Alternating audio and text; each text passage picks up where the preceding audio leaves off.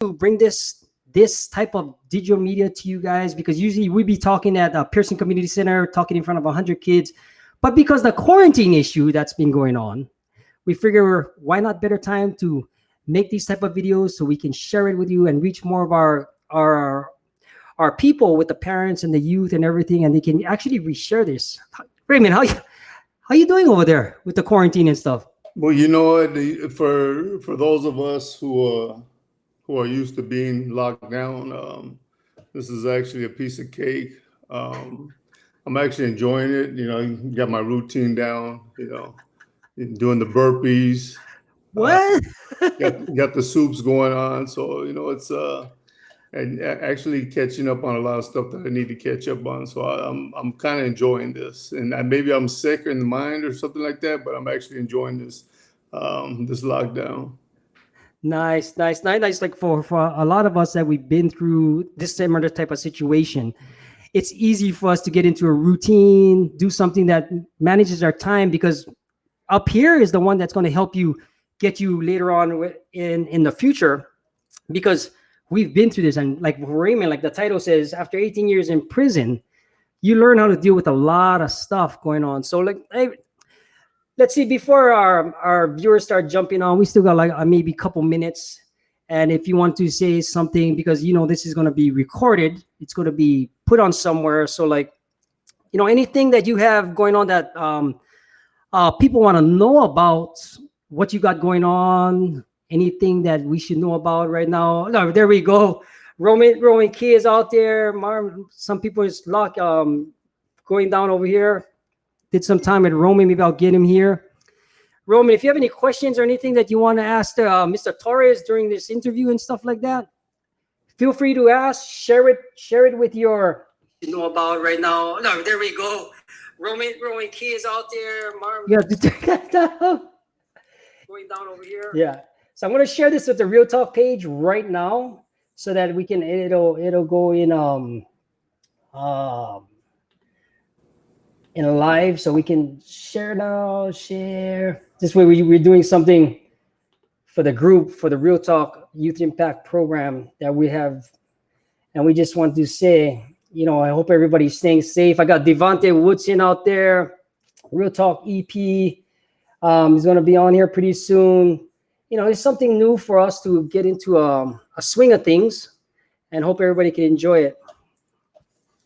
Rim, you got anything else before we start?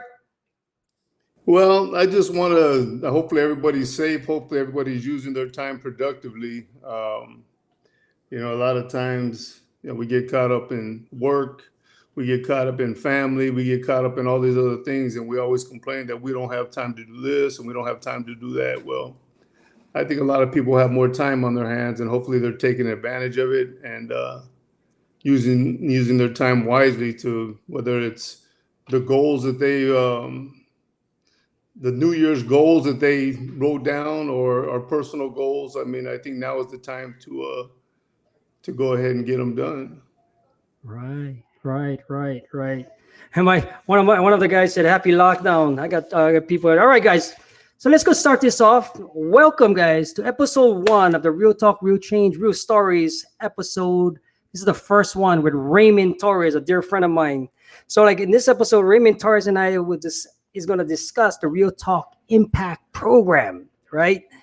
Raymond Torres is an interventionalist and an expert working with at-risk youth. Raymond, tell us a little about yourself.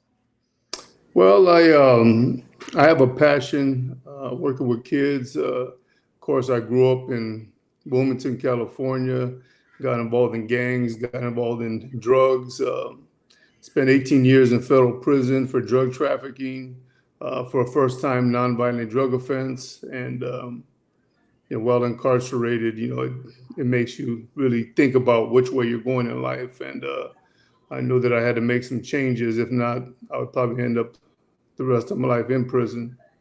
So that's where the initial start, the change came from. Right. I mean, you've been through a lot. I know a lot of friends that know you. And let's get into this. Raymond Torres, guys, is also an impact speaker and one of the founding members of Real Talk program.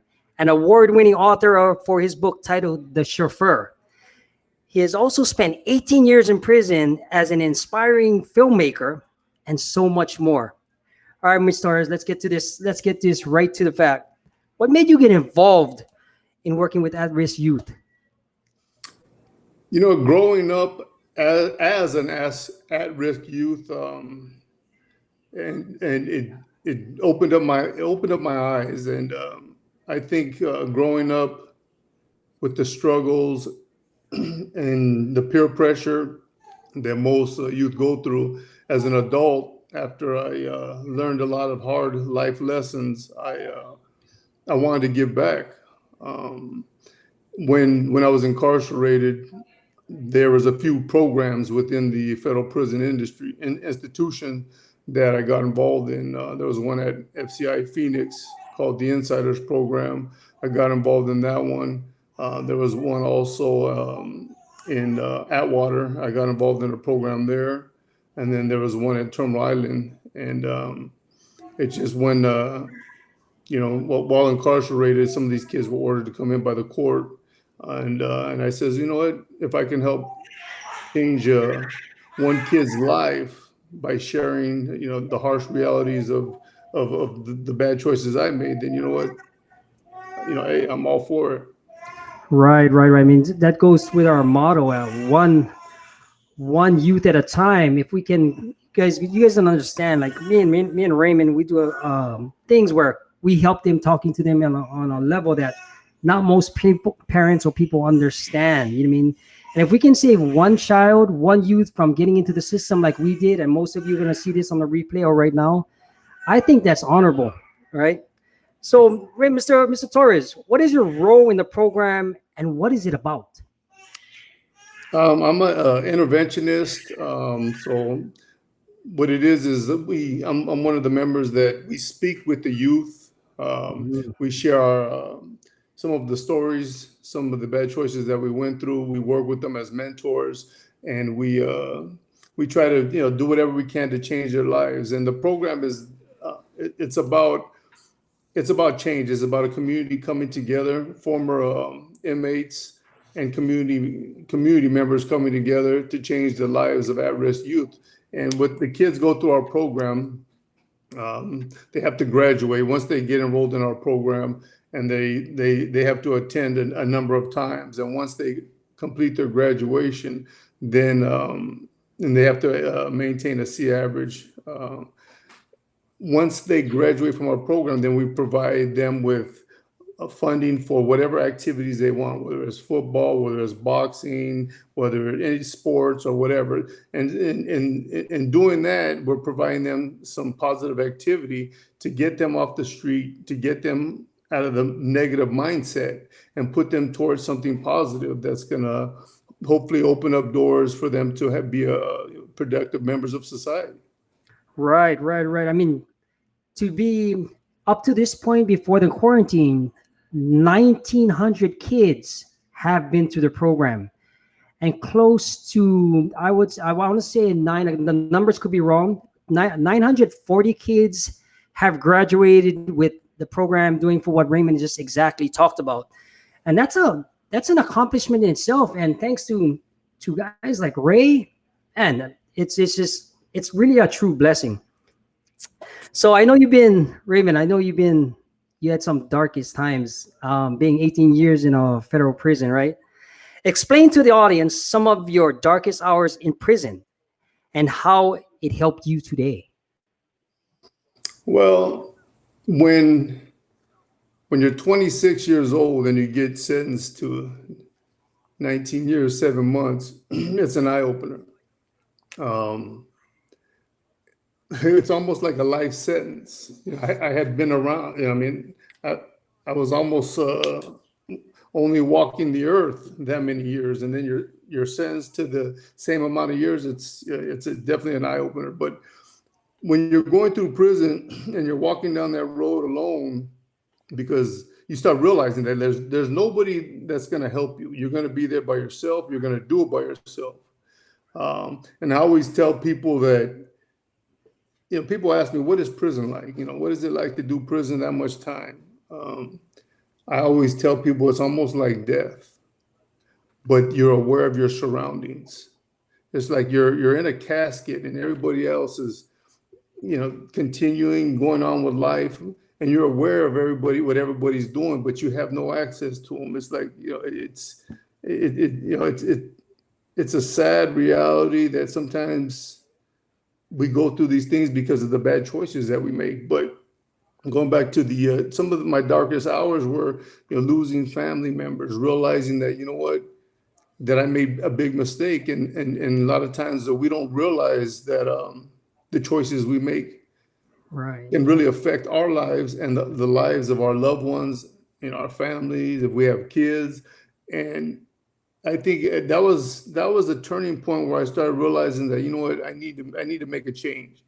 I need to I need to do something positive. I don't want to be remembered when I don't want to be remembered at my gravesite. Raymond Torres, the drug dealer. Raymond Torres, the ex inmate. Raymond Torres, the gangbanger. I want to be remembered by, somebody doing good. So now my passion is working with kids, helping to change lives. And I think the experience that I had in prison, I think those were my training grounds.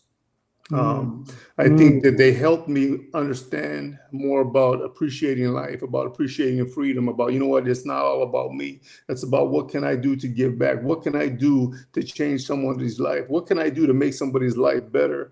And I think it's something that, even though it's a harsh pill to swallow, that many years in prison, looking back from today, I'm kind of glad I went through that, because it made me a better person, and it made me really appreciate my life and my freedom. Right, right. I mean, that's a true testimony of what this thing is all about, because guys like Raymond are far and few from a lot of people that's going on out there. And I mean, just so blessed to have gentlemen like that in my life that can actually hold me into, and we do the same for each other. I mean, that was that was deep. I mean, I asked you to go deep. I didn't know you was going that deep, but then, yeah, I mean, that's it for our viewers right here. We got a lot of people jumping on right now. They might not be commenting. Guys, if you want to know something about, if you have a question, or if you have somebody that needs to hear something like this, that might be going through some rough times with their kids, a lot of people going through with their kids. I mean, reach out to any of us. You can see Raymond's how to get in touch with us down here, and we work hand in hand. Now, here's another thing. From what you just told me, from just that darkest moments, how did your book come up come about as far as writing it? Okay. Well, when I was in prison, I took a 9-month residential drug treatment program, and once you take that program, we keep a journal. So I started keeping a journal, and I try to begin my journal as far back as I could remember as a kid. And I remember it was like about maybe 3, 4 years old when I was a kid. I almost drowned in a pool. That's my journal started way back then.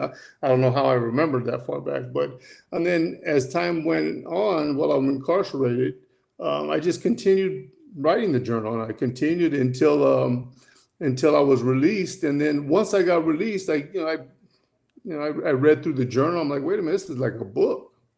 So I says, you know what? How can I share my story to try to change lives, to try to inspire people? And then why not write a book? So I wrote the book, The Chauffeur, from federal prison to celebrity chauffeur, a true life tale about second chances. And I get, been great feedback. I've had people write me letters saying how the book has really helped them, how it's opened up their minds. There's people incarcerated that people have sent family members the books that are incarcerated, and it's been a positive thing. It's been a blessing. Yeah, it's been a blessing. I read the book. In fact, where can we get the book in case anybody wanted to show the picture of the book? Okay. Well, I actually happen to have. It's funny. I've happened to have the Right. book right here in front of me. So, Yes. so this is the book, The Chauffeur, and actually there's an autograph on it. And Fernando Vargas, which was he was a fighter back in the days. If you guys don't know, he actually autographed it. But this book, award-winning author, International Latino Book Award. You can get it on Barnes and Nobles. You can get it on Amazon, and you can get it just about anywhere. And part the proceeds, if you go to Smile, those partial proceeds go to Real Talk. And I make sure I link that up actually earlier. When I spend money, or anybody spends money on Amazon, they can link it to their favorite charity, and they can pick Real Talk Youth Impact Program, Las Vegas. Right. So if anybody's feels like they want to give back to our program, then they can purchase the book or anything else, and they can link the charity through Yeah, I mean, Amazon. I've read the book, guys. It's a book that will actually, in fact, the best part about the book, without giving anything, is you'll be shocked at where it all started. I'm just going to leave it at that, because where it all started, how it all ends, to see Mr. Torres where he's at today is just an amazing journey. And I would pick up his book again. In fact, I bought his book to give to somebody else because they asked me for it. I gave it to them as a Christmas present. That's how good the book is. Oh, nice. Yeah. Well, All thank right. you for the support. I appreciate the support, Gordon. Oh, it's like, we got to support each other any which way we can. We supported each other while we was in there. Why not support each other out there? And that's what we do. This is what it's all really about. Absolutely. Yeah. Where do you see Real Talk program in the future? Well, we already, I see it going nationwide. I have the same dream as Cherie Cornell, she's the one that actually founded the program. We already have a chapter in El Paso, Texas. Julian is leading that program there, but I see it going nationwide also. I see getting more mental health programs involved for the kids. I see possibly a reality TV series documentary for the program. And the sky's the limit. When you have a passion for something and you want to see it flourish, I don't want to get preachy on you, but you know what? You leave it to the Lord, and you know what? If He wants to water it, it will grow. So just saying that. All right.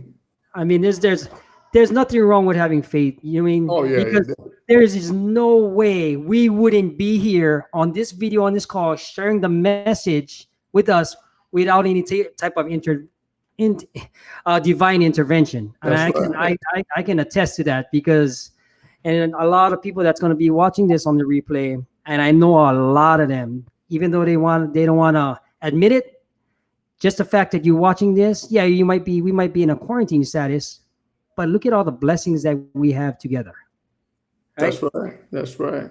All right. Last and final question, because we're going to get back to our mark, right? Before we close out, what message would you tell the parents of these at-risk youth, or any other youth for that matter? This goes to the parents. The parents learn, the kids learn from the parents. I always say that the apple doesn't fall too far from the tree.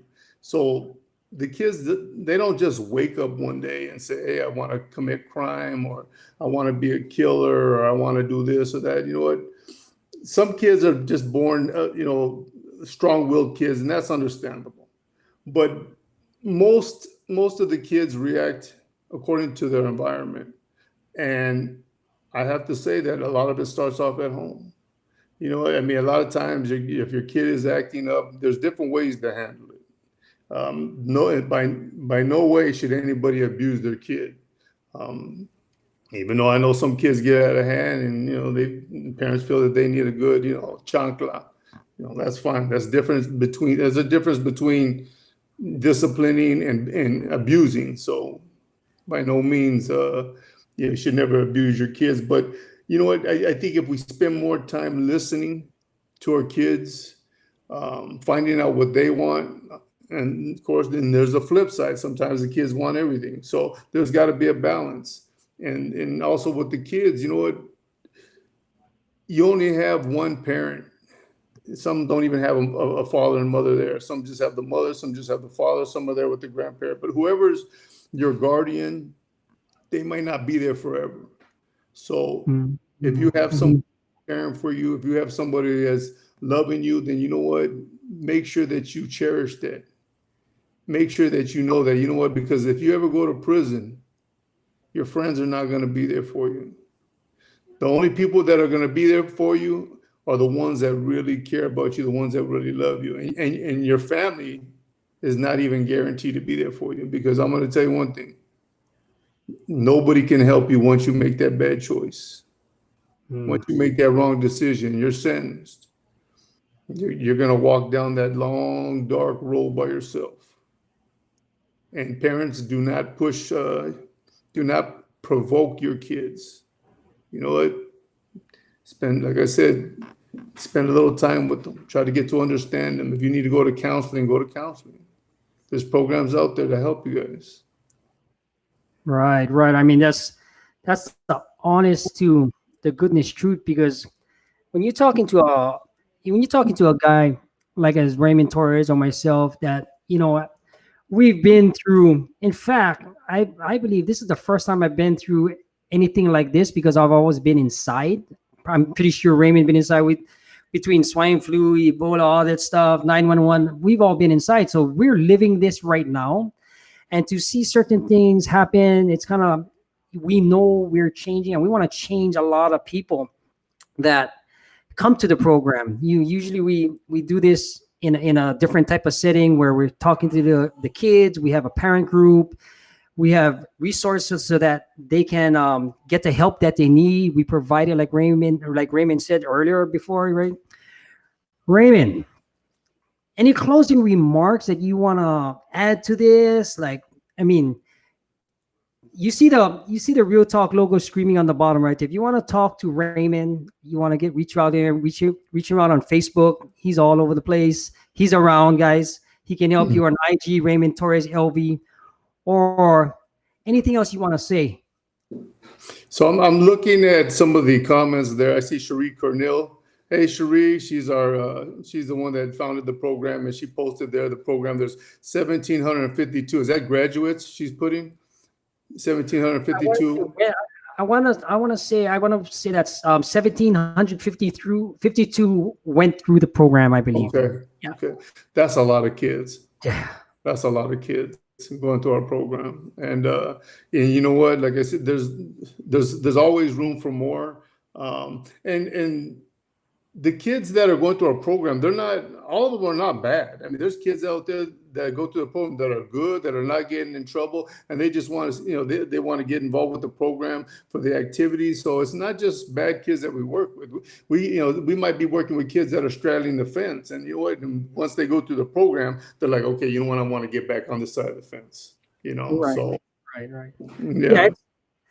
I mean, even like when we talk to these kids, that's just yeah, the journey these kids are respect to a point. It's hard to make that decision on what to do. Ah, my right there. Yeah, you definitely right about that, right? And I mean, dealing with these 2 days times is we address this in a parent group, and sometimes the parents, they're kind of shocked that we give them the nitty gritty of what you guys actually, of what we actually do, because sometimes the parents also need that direction, or they didn't even know that was happening. You know what I mean? So it's like, it's something that a lot of people take for granted until something really bad happens. And that's what we're trying to do, so that we don't see nobody go in the system. You've got friends. I've got friends that, at a young age, they don't want to show off and do this because of what they see on videos and stuff. And so Raymond, let me, guys, anybody watching live and stuff, like I'm getting personal messages going in right now. They don't want to put their thing. Besides your book, what would you tell? Let's say you're with a parent. You have a situation with this youth. What would you tell this youth so that they could bring their friends or whatever? What would you tell them to get more involved with us? Are you talking about a youth that's getting in trouble, or that wants to invite other friends over? Right.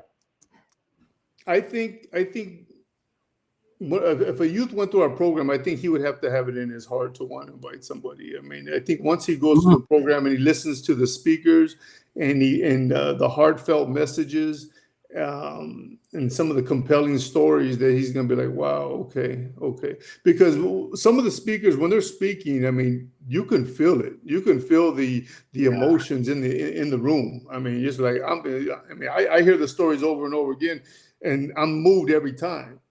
Yeah. And if one of those kids can feel that passion, um, the passion of us wanting to help them change, they're going to share that with somebody.